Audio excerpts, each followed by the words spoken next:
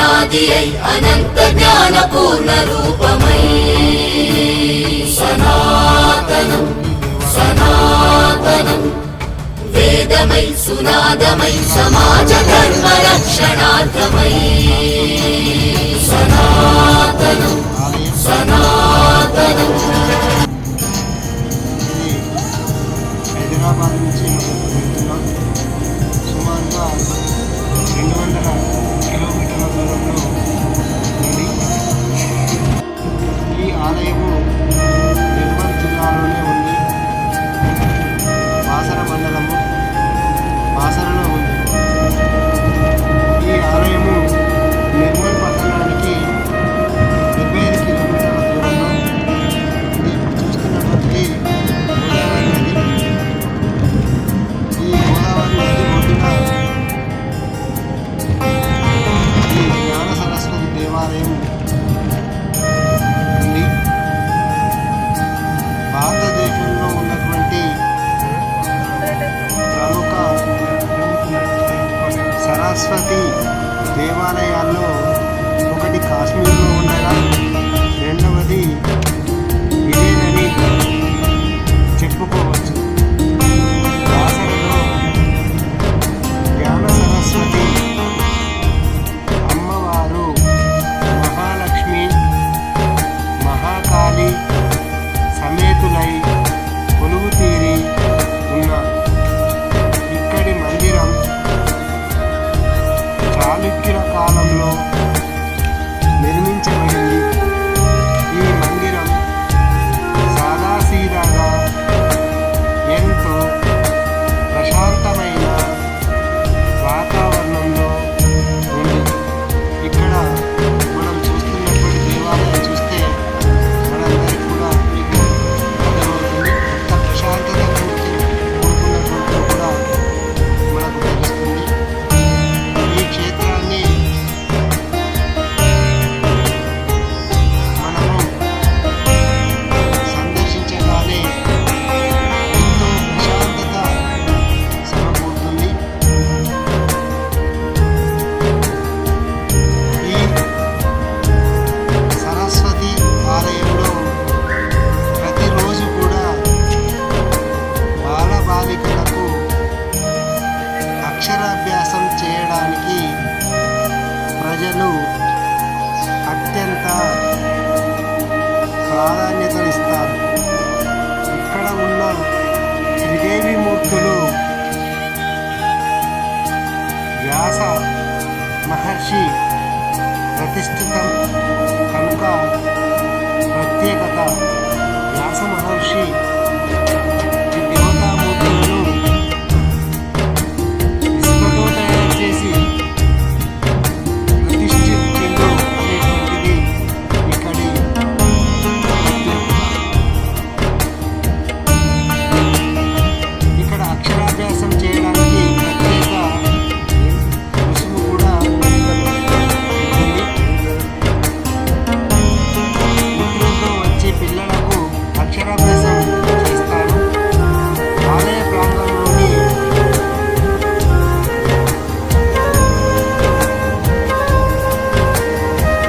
ప్రత్యేక మందిరంలో అక్షరాభ్యాసం జరిపిస్తారు.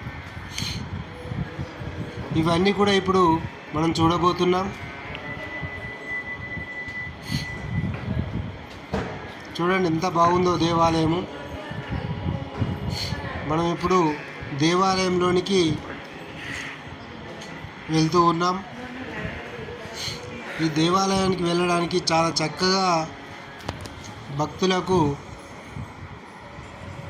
నీడ ఉండడానికి మంచి షెడ్ కూడా పైన వేసి మంచి దారిని ఏర్పాటు చేయడం జరిగింది భక్తుల సౌకర్యార్థం. మరి ప్రతి పూజా కార్యక్రమానికి కూడా ఇక్కడ ప్రత్యేకమైనటువంటి ఏర్పాట్లు ఉంటాయి.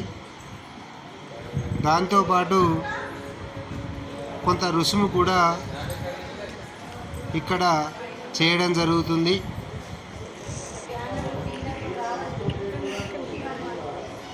ఈ దేవాలయంలో ప్రతినిత్యం కూడా ఉదయం 4 గంటలకు సరస్వతి మూర్తికి వైదిక మంత్రోపేతంగా అభిషేక పూజ జరుగుతుంది.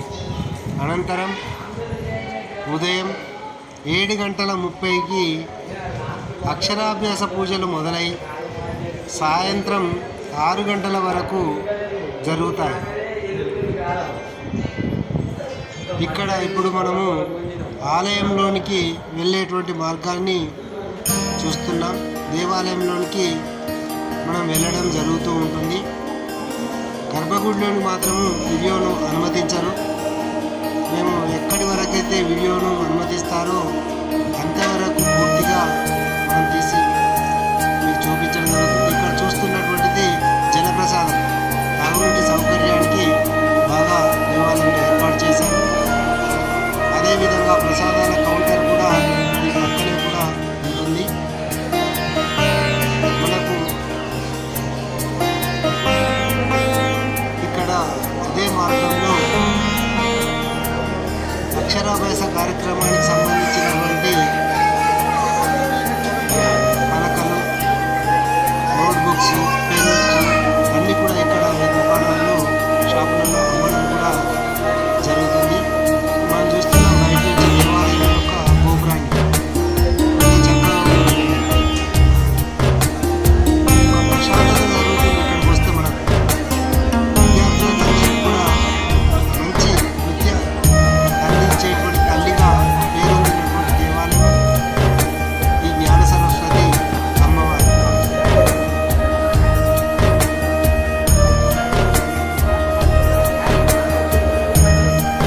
ఈ ఆలయానికి ఆంధ్రప్రదేశ్, మహారాష్ట్ర, ఒడిశా, మధ్యప్రదేశ్ వంటి రాష్ట్రాల నుంచి అధిక సంఖ్యలో భక్తులు తరలి వస్తూ ఉంటారు. ముఖ్యంగా విద్యా ప్రాప్తికై ఇక్కడ చిన్నారులకు అక్షరాభ్యాసం చేయించి దేనికి పలక, బల్లపం, కాగితం, కలం వంటి కానుకలు సమర్పించేటువంటి ఆచారం ఉంది.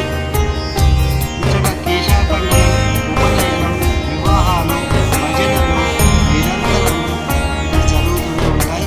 ఇది ఇప్పుడు మనం చూస్తున్నటువంటిది ప్రధానంగా దేవాలయం ప్రవేశించేటువంటి ద్వారము. ఇక్కడ నుంచి మనం దేవాలయంలోనికి ప్రవేశించడం జరుగుతుంది. ఈ దేవాలయం చుట్టూ కూడా మనం ప్రదక్షిణ చేయడానికి చాలా అనువుగా ఉంటుంది. గర్భగుడి లోపలికి మాత్రం అమ్మవారిని తీయడానికి వీల్లేదండి. ఎందుకంటే దేవతామూర్తులను తీయకూడదు కూడా వీడియోలు. మనం బయట ఉన్నటువంటి ప్రాంగణాన్ని మీరు చూడవచ్చు. ఈ దేవాలయం చుట్టూ కూడా మంచి విశాలంగా ఏర్పడి ఉంది. ఇక్కడ చుట్టూ కూడా ప్రదక్షిణ చేసి దేవాలయంలోనికి ప్రవేశించి అమ్మవారిని దర్శించుకొని జరుగుతుంది. ఇక్కడ పూజకు సంబంధించిన వివరాలు కూడా ఇక్కడ రాసిపెట్టి ఉన్నాయి. మీరు గమనించవచ్చు. ఏ పూజకు ఎంత అని. ఇక్కడ ముందుగానే మనము తెలంగాణ శ్రీ దత్తాత్రేయ స్వామి దేవాలయం కూడా ఉంది. ఇక్కడ దర్శించుకొని మనం లోపలికి వెళ్ళడం కూడా జరుగుతూ ఉంది. నిరంతరం ఎప్పటికైతే దేవాలయం చుట్టూ ప్రదక్షిణలు చేస్తూ ఉంటారు అందరూ కూడా. ఇక్కడ మాత్రము దత్తాత్రేయ క్షేత్రంలో అందరూ కూడా స్వామివారిని సందర్శించి తీర్థప్రసాద్ సేవిస్తూ ఉంటారు. మరి చుట్టూ కూడా చూడండి ఒకసారి ఆలయ ప్రాంగణంలో కూడా ప్రసాద వితరణ, మరి అమ్మవారి వస్త్రములు కూడా ఇక్కడ విక్రయశాల కూడా ఏర్పాటు చేయడం జరిగింది. మనం చూస్తున్నటువంటి మెయిన్ టెంపుల్ ఇది, గర్భగుడికి సంబంధించినటువంటి ఇది గర్భగుడి. ఇక్కడ వెనుక భాగంలో చూసినట్లయితే మీరు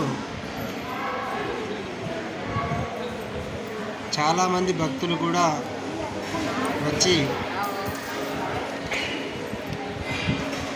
గర్భగుడి వెనుక భాగంలో కాయిన్స్ గిట్లా దానికి పెడుతూ ఉంటారు గోడకు కోరికలు కోరుతూ.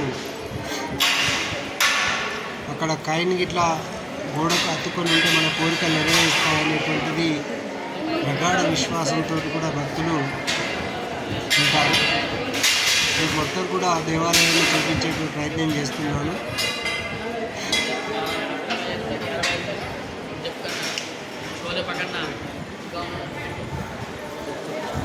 దేవాలయం చుట్టూ ఇది ఒక అద్భుతమైనటువంటి దేవాలయంగా కూడా ఉంది. మరి ఇట్టి దేవాలయానికి దర్శన వేళలు కూడా అమ్మవారిని ఎప్పుడెప్పుడు దర్శించుకోవచ్చో కూడా ఒకసారి చూద్దాం. ఉదయం 4 గంటల ఆలయ దర్వాజా తెరిచి 4 గంటల నుంచి 4 గంటల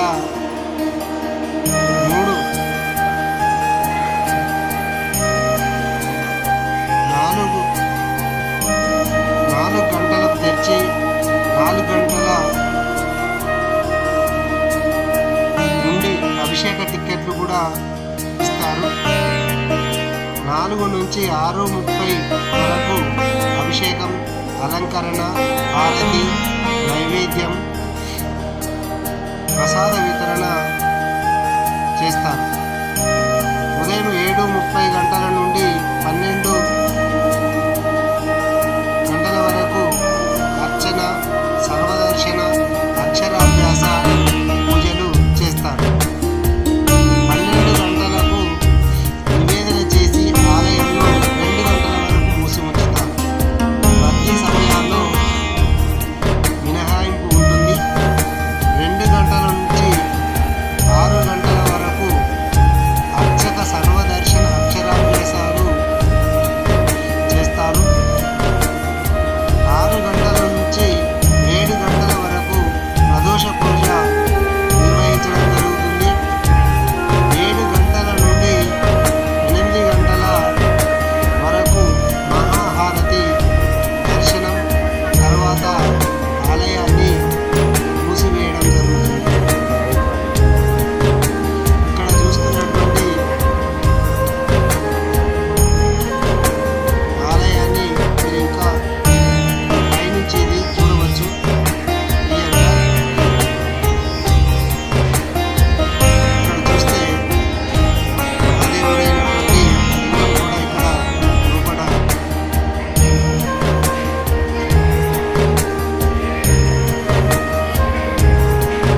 ప్రతిష్ఠ చేయడం జరిగింది. ఇప్పుడు మనం వెళ్ళేటువంటిది వ్యాస మహర్షి గుహ. మరి మహంకాళి ఆలయానికి కూడా మనం వెళ్తూ ఉన్నాం. ఇక్కడ మహంకాళి అవతారం కూడా అమ్మవారి అవతారంగా ఇక్కడ విశేషంగా ఉంటుంది. శక్తివంతమైనటువంటి అమ్మవారు, కోరిన కోరికలు తీర్చేటువంటి అమ్మవారిగా చెప్పుకోవడం జరుగుతుంది.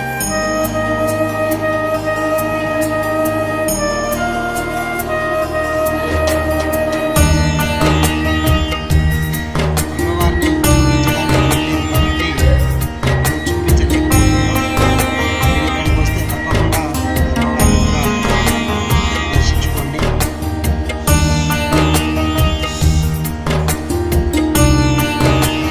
ఇదే అమ్మవారి టెంపుల్, కాళీమాత టెంపుల్. మీరు కూడా దర్శించుకోవచ్చు.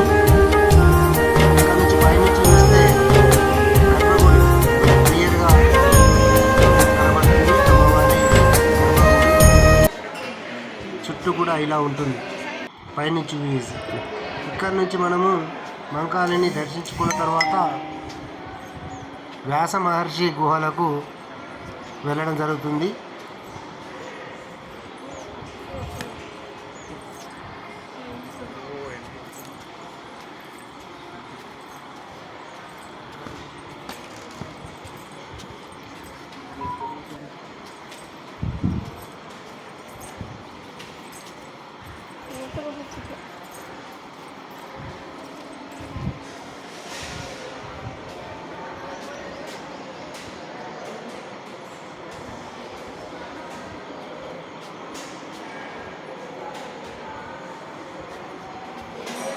ఇక్కడ పైనుంచి చూస్తే దేవాలయం యొక్క ప్రాంగణం మనకి ఇలా అగుపడుతుంది.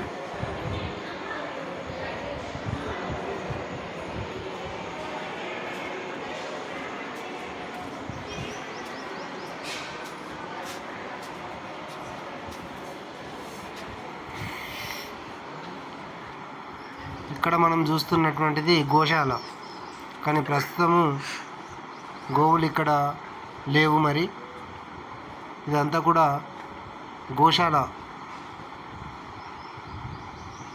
మరి ఇక్కడ మరి గోవులు అయితే ఇప్పుడైతే లేవు. మరి ఈ గోశాలలో ఇక్కడ నుంచి వెళ్తే వ్యాస గుహకి ఇదే దారి. మనకు అన్నీ కూడా ఇక్కడ ప్రతిదీ కూడా స్పష్టంగా రాసి ఉంది. వ్యాస మహర్షి ఇక్కడనే తపస్సు చేసుకున్నాడు అంటున్నారు.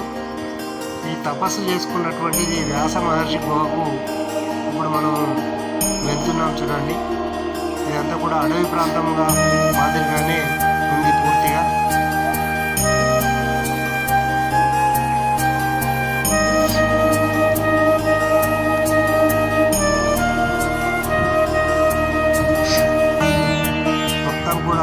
రాళ్ళ మధ్యనే గుహ ఏర్పడి ఉంది.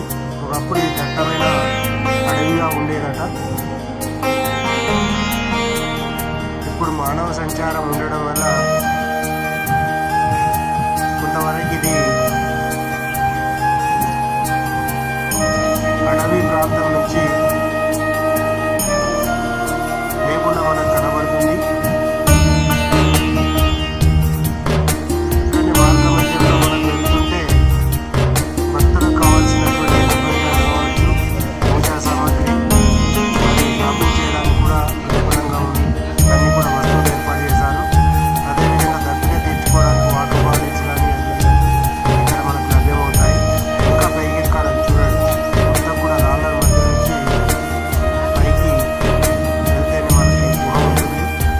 ఓకే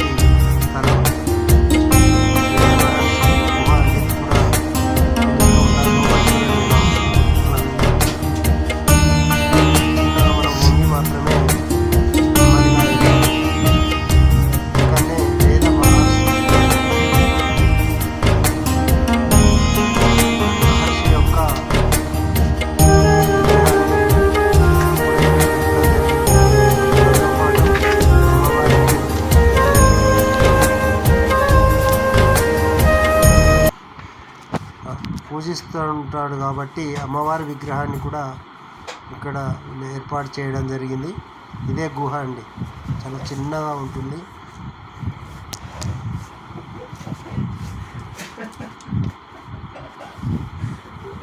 ఈ గుహలోనే రోజు కూడా వేదవ్యాస మహర్షి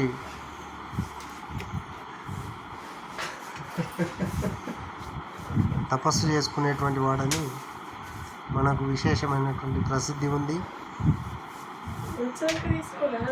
అమ్మవారిని కూడా ఇక్కడ నెలకొల్పడం జరిగింది.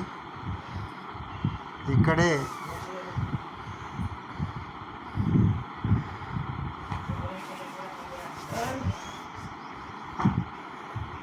వ్యాస మహర్షి ధ్యానం చేస్తూ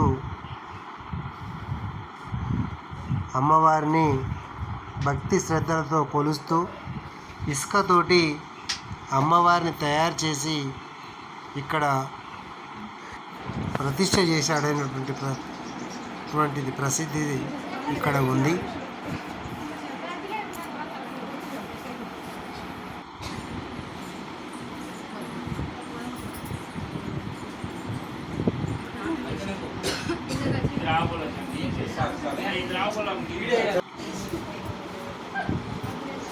ఇక్కడ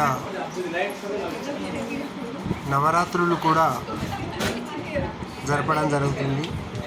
అశ్విని శుద్ధ పాడ్యమి మొదలు నవమి వరకు పూజలు జరుగుతాయి. ఉదయం సాయంకాలము 64 ఉపచారములతో వైదిక విధానంలో అమ్మవారికి వైభవంగా పూజలు జరుగుతాయి. శ్రీదేవి భాగవతం, దుర్గా సప్తశతి పారాయణాలు జరుగుతాయి. మహానవమి రోజున చండీ హోమం జరుగుతుంది. విజయదశమి నాడు వైదిక మంత్రాలతో మహాభిషేకం, సుందరమైన అలంకారం, సాయంకాల పల్లకి సేవ, శమీ పూజ జరుగుతాయి. ఈ ఉత్సవాలలో భక్తులు ఉపాసకులు తమ తమ అభిష్టానుసారం పూజలు చేసుకుంటారు. ఇంకా ధార్మిక చర్చలు, ఉపన్యాసాలు, హరికథలు, పురాణ పఠనం నిర్వహించడం జరుగుతుంది. యాత్రికులకు నిత్యాన్నదానం కూడా సమర్పిస్తారు.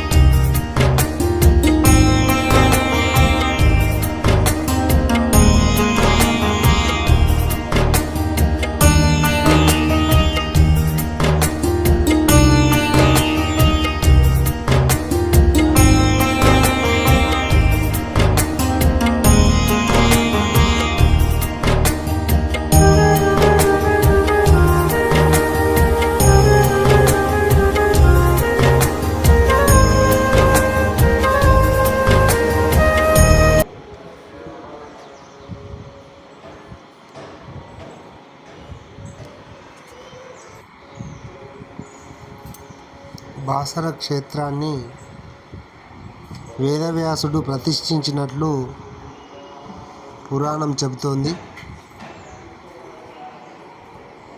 కురుక్షేత్ర యుద్ధానంతరం వేదవ్యాసుడు మనశ్శాంతి కోరి తన కుమారుడైన శకునితో దండకారణ్యానికి వచ్చి ఇక్కడ గోదావరి తీరాన ఉన్న ప్రశాంత వాతావరణానికి ముగ్ధుడై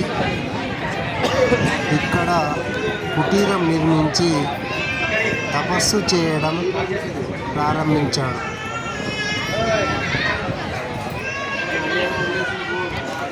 వేదవ్యాస మహర్షికి జగన్మాత దర్శనమిచ్చి ముగ్గురు అమ్మలకు ఆలయాన్ని నిర్మించమని ఆదేశించింది. వ్యాసుడు నదిలోంచి మూడు గుప్పెళ్ళు ఇసుక తెచ్చి ముగ్గురు దేవతామూర్తులను ప్రతిష్ఠించాడు. వ్యాసుడు ఇక్కడ కొంతకాలం నివసించాడని మనకు తెలుస్తుంది.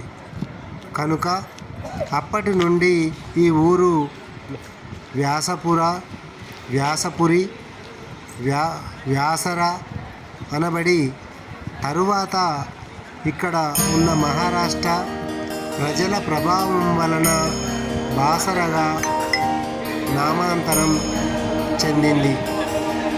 ఇక్కడ వ్యాస నిర్మితమైన ఇసుక విగ్రహాలకు పసుపు పూసి అలంకరించి పూజలు నిర్వహిస్తారు. ఈ పసుపును ఒక రవ్వంత తినిన అత్యంత జ్ఞానం లభిస్తుందని గాఢంగా విశ్వసిస్తారు. ఆదికవి వాల్మీకి ఇక్కడ సరస్వతీదేవిని ప్రతిష్ఠించి రామాయణం రాశాడని బ్రహ్మాండ పురాణం వివరిస్తుంది. ఈ గుడికి సమీపంలో వాల్మీకి మహర్షి సమాధి, పాలరాతి శిల ఉన్నాయి. మంజీరా గోదావరి తీరాన రాష్ట్రకూటుల చేత నిర్మించబడిన 3 దేవాలయాలు ఇది ఒకటని విశ్వసించబడుతుంది. 6వ శతాబ్దంలో నందగిరి ప్రాంతంలో నందేడుని రాజధానిగా చేసుకొని పరిపాలించిన విజలుడు అను రాజు బాసరలోని ఈ ఆలయాన్ని నిర్మించాడని కథనం ప్రచారంలో ఉంది. ఇక్కడ మనం చూస్తున్నటువంటిది గంగా నది, పవిత్రమైనటువంటిది. ఇక్కడనే భక్తులు విశేషంగా స్నానాన్ని ఆచరించి అమ్మవారిని దర్శించుకోవడం జరుగుతుంది. ఈ గోదావరి నది తీరానికి చాలా ప్రత్యేకత ఉంది. ఈ నదిలో కూడా బోటు ప్రయాణం చేస్తారు. మరి గోదావరికి దీపాలను సమర్పిస్తారు. గోదావరి నదిలో కూడా పుణ్యస్నానాలను ఆచరిస్తూ ఉంటారు. ఇక్కడ మనం చూస్తూ ఉన్నాం గోదావరి నదిలో చాలామంది భక్తులు స్నానం చేయడం. గోదావరి నదిలో మునిగితే సర్వ పాపాలు పోతాయనేటువంటి నమ్మకం భక్తుల్లో ఉంది.